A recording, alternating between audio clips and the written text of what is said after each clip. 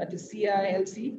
He works with corporate leaders and business owners, helping them to grow themselves and their organizations. He will talk about the topic rethinking work and the HR function, after which we will go straight into the panel discussions. Mr. Blanchard, you are welcome.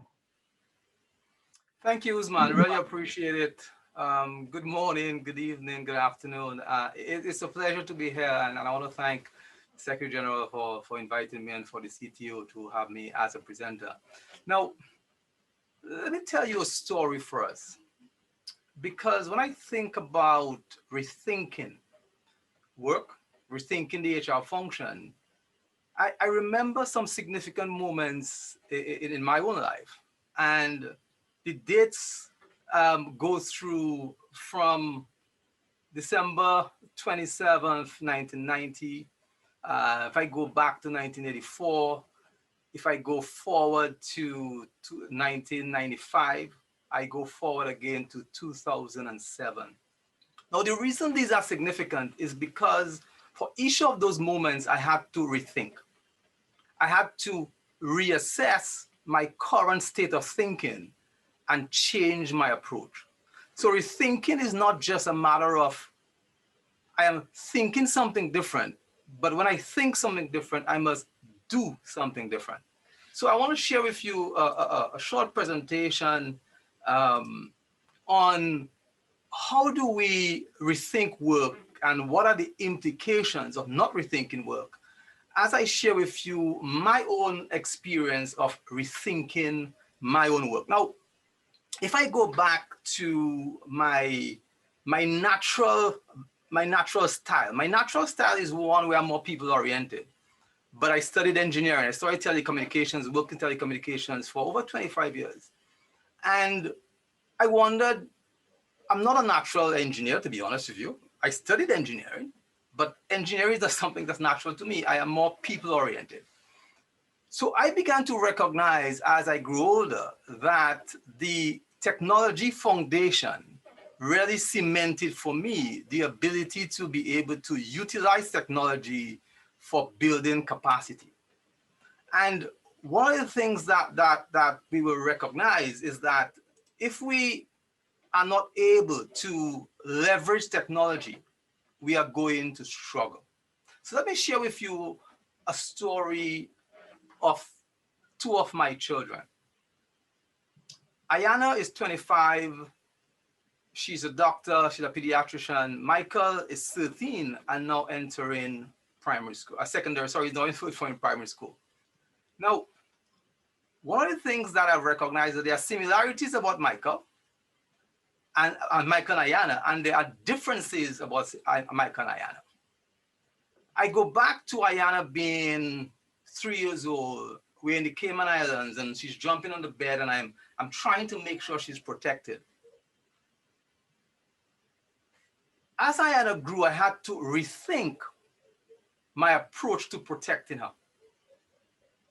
And organizations in this economy, in this current scheme of things, must begin to not just rethink, but respond. And does someone give me access to be able to share my screen? What I wanted to share with you is a couple impacts of the current environment. So let me share a few of them with you as I continue my story. Because my story as a father with Michael and Ayana and rethinking my approach based on, first of all, when I got married, then when I joined Cable and Wireless, then when Ayana was born and we launched internet in Dominica, going back in 1995. The rethinking and the convergence of building capacity and technology was something that was critical to, first of all, my ability to continue to manage my family, because it was important. Now, when I look at the impact of technology, then look at the impact of the different generations in the workplace, then look at the social implications and the changes in the societal structures, and then obviously the COVID pandemic. So I look at these four things, and recognize that they each have implications for organizations as far as organizational leadership, organizational culture, employee engagement, and the operating models of organization. So we have external factors bearing in on organizations that's going to change or has changed the way work is viewed and the way work is actually performed. So when I think about how I function with Ayana and how I function with Michael, they are two different personalities, and therefore my approach to them must be different. So when I look at organizational culture, employee engagement, when I look at organizational leadership, when I look at organizational models in terms of the operating structure, I ask myself, what does HR need to do in rethinking the way HR functions? And I want to look at four things that the changes in the technological space, in the medical space in terms of COVID, in terms of the transgenerational nature in the workplace, and the societal changes, and how organizational structures, how organizational leadership, how organizational engagement of its people needs to change to ensure that in actual fact we can be building capacity. Usman mentioned a short while ago the whole concept of, and I don't want to say the move away, but the reality that while we need degrees, and I've got an MBA, so I don't want to suggest that structured degrees are unimportant, but skill sets and the building of skill sets that are usable in the workplace are essential to ensuring that we are able to apply principles, not just learn theory. And the capacity building space need to think through, how do we ensure that that happens? So let's look at what I call the rethinking of HR as we think about what do HR leaders need to do in terms of rethinking the HR space. And the first thing I want you to think about is the whole idea of HR leadership. Now, as an HR leader, the question is how does your current model need to change? What I tend to see over the years is you have HR managers that are extremely strong and are extremely in control of what is going on within the organization from a people standpoint. And then you have HR directors or managers who are more administrative based. So you have these two contrasts. And I would like to suggest that none of these are correct. HR managers need to rethink their leadership model, where they need to understand that their ability to facilitate and to pass on and be a consultant and a partner to the managers within the organization so that they can manage their people is essential. So from a leadership standpoint, HR managers must be a partner and at the table at the C-suite, but must understand that their role is to facilitate managers, leaders, supervisors' ability to manage their people. So HR managers must change and must rethink from a perspective of leadership. The next thing I want to think about is the perspective of employee engagement. Now, employee engagement is something that is elusive. It's something that a lot of us sometimes we measure, once and then the next 3 years, and we don't do it consistently. But we all know, and it's been proven that engaged employees perform at a much better rate. Now, technology is changing and COVID has changed, and which means that employees are no longer required to be in the office. And managers' old times perspective of, I must see you to believe that you're working, has fundamentally been shattered.